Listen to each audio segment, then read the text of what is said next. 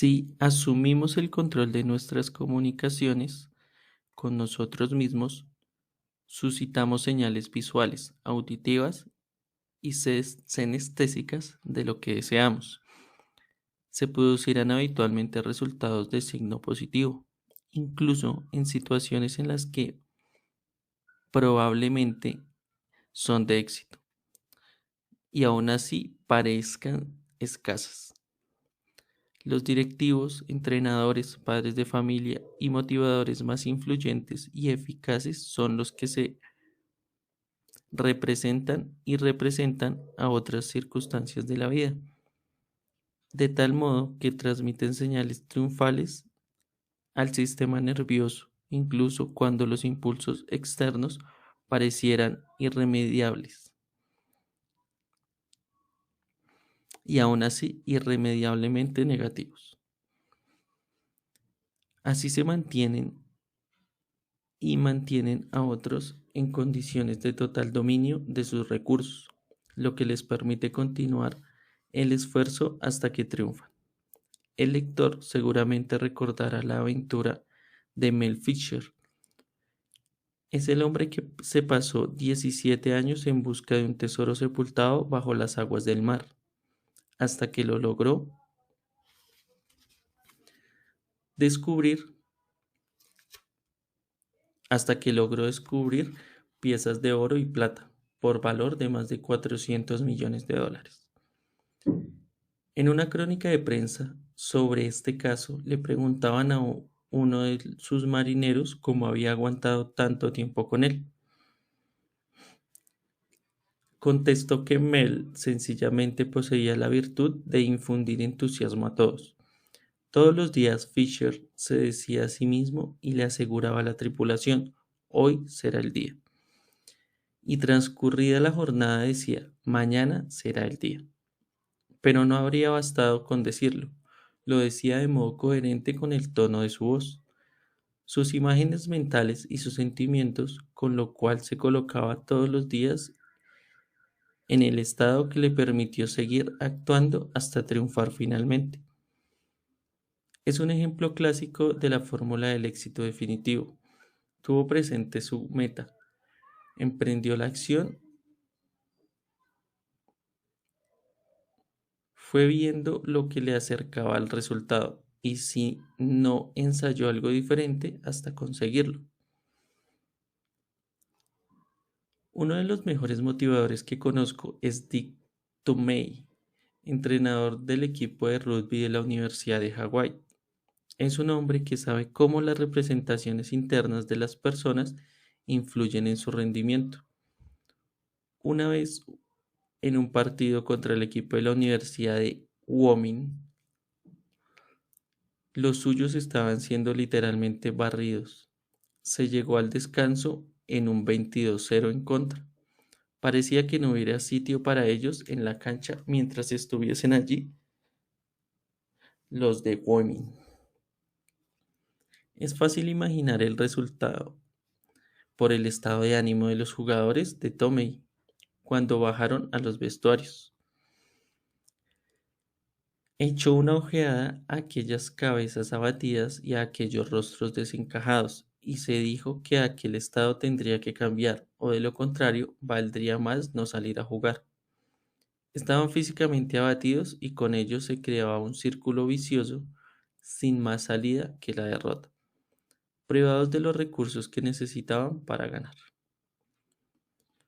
Entonces Dick sacó un tablero con una colección de recortes de prensa que había reunido durante varios años. Todos aquellos artículos hablaban de equipos que después de perder por tanteos igual de abultados o más, habían dado la vuelta al resultado en grandes exhibiciones de moral.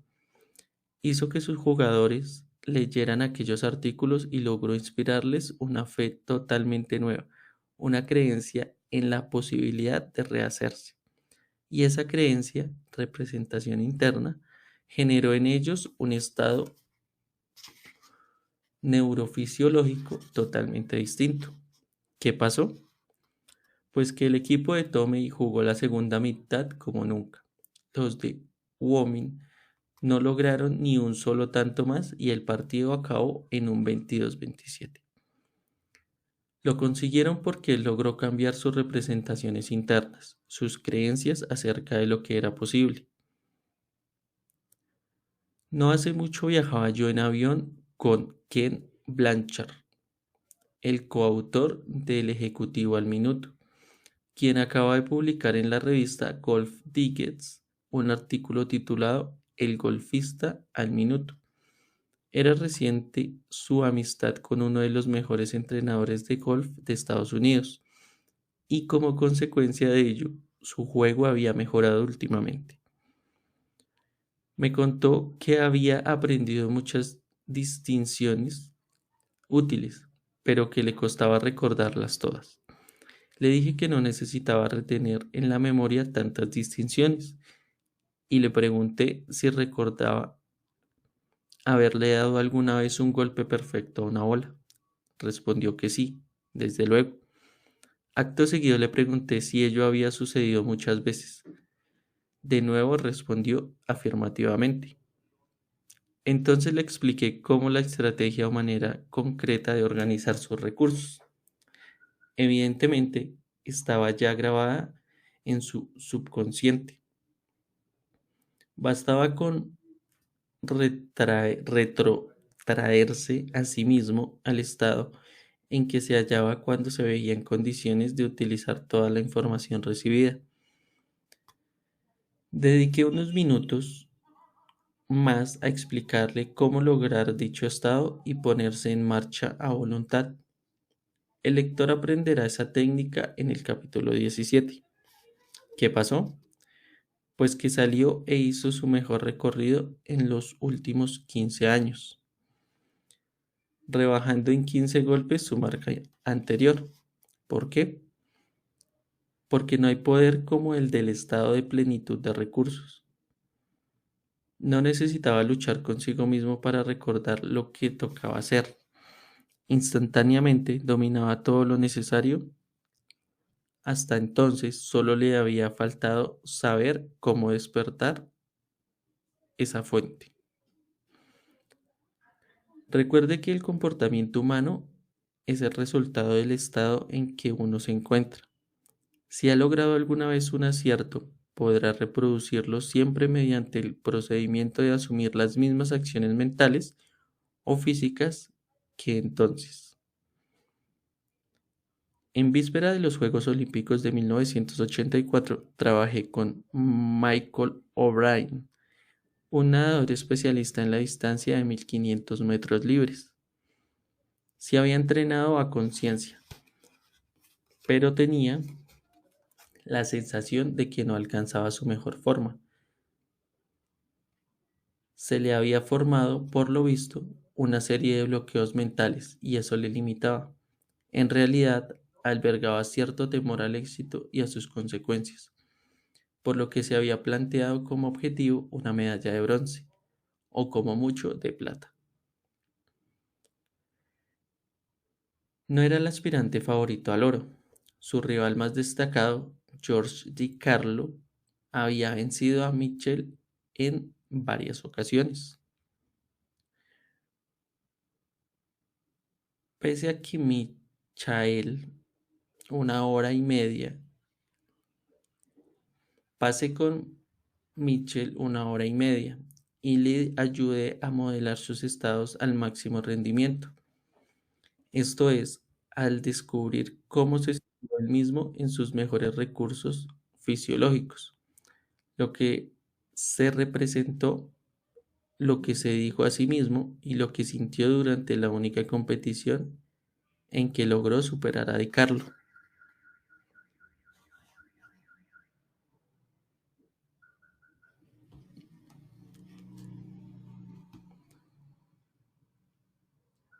Nos pusimos a descomponer una a una las acciones mentales y físicas que realizaba al ganar una competición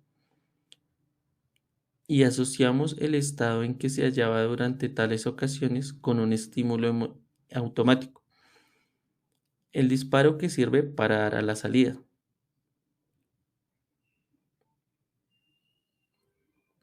Descubrí que la vez en que derrotó a George DiCarlo se la había pasado escuchando a Hugh Lewis hasta poco antes de empezar la carrera. Así pues, el día de la final olímpica lo hizo todo igual, repitió las mismas acciones a la vez que había ganado, e incluso escuchó una grabación de Huey Lewis momentos antes, y ganó a George DiCarlo, logrando la medalla de oro con una diferencia superior a 6 segundos. ¿Había visto usted la película de The Killing Fields? Los gritos del silencio. Había en ella una escena terrible que no olvidaré nunca. Trataba de un chico de 12 o 13 años en medio de un momento dado, en medio de un caos terrible y de los desastres de la guerra camboyana. En un momento dado, rabioso de frustración, agarraba una ametralladora y abate a una persona. ¿Cómo es posible? Se pregunta uno que un niño de 12 años sea capaz de hacer una cosa así. Pues bien, ocurren dos cosas. La primera,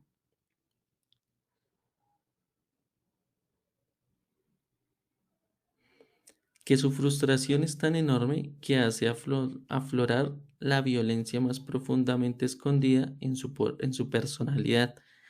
La segunda, que vive en una cultura tan empapada de guerra y destrucción que hacerse con una ametralladora parece una acción perfectamente lícita. Ha visto cómo lo hacían otros, y él lo hace también. Es una escena tremendamente negativa.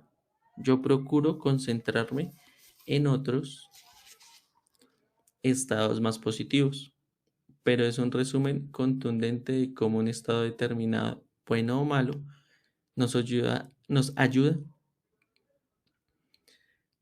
y nos lleva a hacer cosas que desde cualquier otro estado quedaría fuera de nuestro alcance. Quiero repetir esto una y otra vez hasta que el lector se sature de ello. El tipo de comportamiento que las personas producen es consecuencia del estado en el que se hallan. Lo que hagan concretamente partiendo de dicho estado depende de sus modelos del mundo. Esto es, de las estrategias neurológicas impresas en ellas. A mí no me era dado conseguir que Mitchell O'Brien ganase el oro olímpico. Era él quien había trabajado durante la mayor parte de su vida para adquirir las estrategias, las reacciones musculares y todo lo demás. Lo que sí estaba en mi alcance era detectar de qué manera apelaba él a sus recursos más eficaces y a sus estrategias de triunfo, para conseguir que esto aflorase a voluntad en el momento clave en que le hiciese falta. La mayoría de los individuos hacen muy poco para dirigir conscientemente sus estados. Se levantan deprimidos o con buen pie. Una buena mañana los anima o una mala los hunde. En, e- en todos los campos, lo que distingue a la gente en la eficacia con que involucran sus resultados y manejan sus recursos. Esto se revela con la máxima claridad en el atletismo. Nadie gana siempre, pero existen ciertos atletas que disfrutan de la capacidad de aprovechar todos los recursos casi a voluntad y están casi siempre a la altura de la ocasión. ¿Cómo consigue Reggie Jackson tantos puntos en béisbol? ¿Qué motiva el increíble acierto de jugadores como Rally Bird o Jerry West en todos sus lanzamientos? Fueron capaces de dar la mejor de sí mismos cuando hacía falta, cuando la presión era más grande. Cambiar el estado es lo que decía la mayoría. Uno querría ser feliz, alegre, extático o más equilibrado. Otro anhela paz mental o salir de un estado que no le agrada. Se sienten frustrados, furiosos, abatidos y aburridos. ¿Qué hace entonces la mayoría? Pues digamos que ponen en marcha la televisión para que les proporcione representaciones nuevas que puedan interiorizar. Ven alguna cosa y ríen. Ya no se hallan en un estado de frustración. Entonces van y comen algo, o se fuman un cigarrillo, o se toman una droga. En una tesitura más positiva podrían salir a hacer ejercicio. La única dificultad con la que mayor parte de estos planteamientos es que los resultados no duran. Cuando se acaba el espectáculo televisado, se encuentran con las mismas representaciones de antes acerca de sus vidas. Cuando lo recuerdan, vuelven a encontrarse mal. Mientras tanto, aquella comida en exceso o aquella droga ya se han sido consumidas. Ahora hay que pagar el precio de ese fugitivo cambio de estado. En cambio, este libro le enseñará cómo cambiar directamente sus representaciones internas y su fisiología, sin recurrir a apoyaduras externas que muchas veces añaden más problemas a largo plazo. ¿Por qué consumen drogas la gente? No porque les guste meterse agujas en las venas, sino porque les gustó la experiencia y no conocen otra manera de obtener ese estado. He visto muchachos toxicómanos, empedernidos, que dejaron el hábito después del primer paso sobre las brasas, al advertirse que existía una manera más elegante de alcanzar las mismas sensaciones. Uno de ellos, que según él mismo era heroinómano desde hace 16 años y medio, pasó las brasas y le dijo a los demás, se acabó. Pincharme nunca me ha dado nada comparable a lo que he sentido cuando me he visto a otro lado de esos carbones. Lo cual no significa que deba dedicarse a a caminar sobre las brasas constantemente, sino que necesitará acceder a este estado con frecuencia. Al hacer esto, que creía imposible, desarrolló un nuevo modelo acerca de lo que uno puede hacer para llegar a sentirse bien. Las personas que han alcanzado la excelencia son maestras en beber de las fuentes más generosas de su propio cerebro. Eso es lo más, eso es lo que más las distingue del montón. Lo que más importa recordar de este capítulo es que el estado de uno contiene un poder impresionante y que uno puede controlarlo. No es forzoso vivir entregado al azar de los acontecimientos. Hay un factor que determina de antemano el modo de representarse, de representarnos nuestras experiencias de vida.